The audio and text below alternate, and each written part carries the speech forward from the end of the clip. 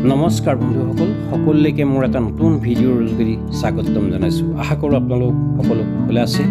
বহুদিন বিৰতিৰ পিছত এই ভিডিঅ'টো আগবঢ়াইছোঁ। বৰ্তমান মই উপস্থিত আছোঁ কাজিৰঙা ৰাষ্ট্ৰীয় উদ্যানৰ নিচেই কাষতে অৱস্থিত কলিয়াবৰ মহকুমাৰ কাঞ্চনজুৰি টি ষ্টেটত। খুব সুন্দৰ পৰিৱেশ এই কাঞ্চনজুৰি টি ষ্টেটখনৰ। আমি যোৰহাটৰ ফালৰ পৰা গুৱাহাটীলৈ যাওঁতে ৩৭ নং ৰাষ্ট্ৰীয় ঘাইপথৰ নিচেই কাষতে কাঞ্চনজুৰি ৰিচৰ্টলৈ সোমাই যোৱা ৰাস্তাটোৰে সোমাই গৈ আমি ইয়াৰ প্ৰাকৃতিক পৰিৱেশ উপভোগ কৰিছিলোঁ।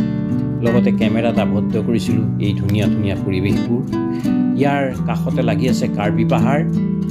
এইটো এটা সুন্দৰ ৰাস্তা। এই সুন্দৰ ৰাস্তাটোৱেদি আপুনি কাঞ্চনজুৰি বাগানলৈ সোমাই আহিব পাৰিব।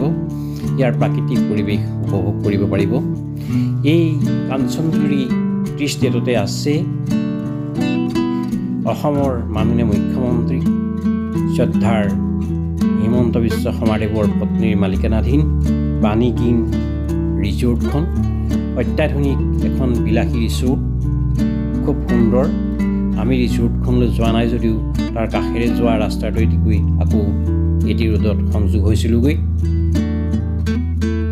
এই বিলাসী ৰিজৰ্টখনতে আছে এলিফেণ্ট চাফাৰী, জীপ চাফাৰীৰ পৰা আৰম্ভ কৰি সকলো ধুনীয়া সুবিধা আপোনালোক আহিব পাৰে।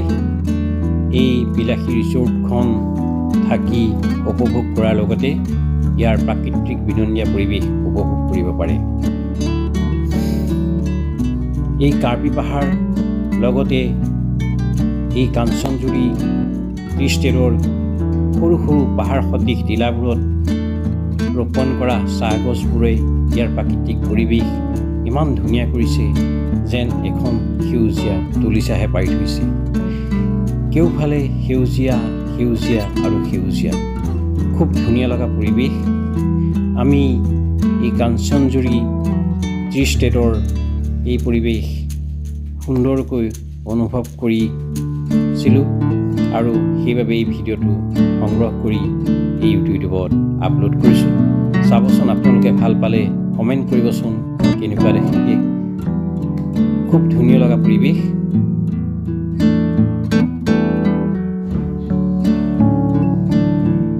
কেওফালে সেউজীয়া সেউজীয়া সেউজীয়া, মাথো সেউজীয়া পৰিৱেশ।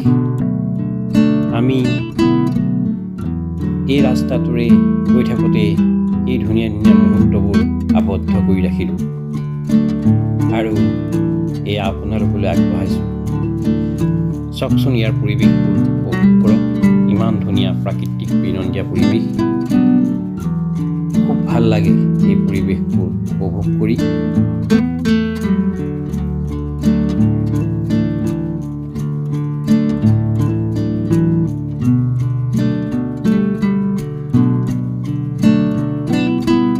লাহে লাহে আমি আহি এই ৩৭ নং ৰাষ্ট্ৰীয় ঘাইপথত আকৌ সংযোগ হ'লোঁ।